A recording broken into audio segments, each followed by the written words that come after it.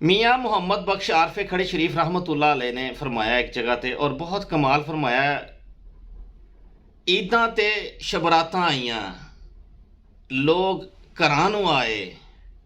ईदां ते शबरातां आईयां, लोग घरां नूं आए।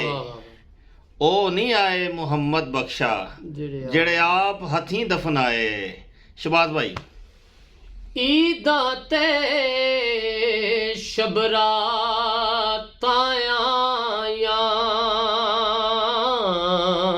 वाह वाह वाह वाह। ईदां ते शबरातां आईयां ते लोग घरां नूं आए।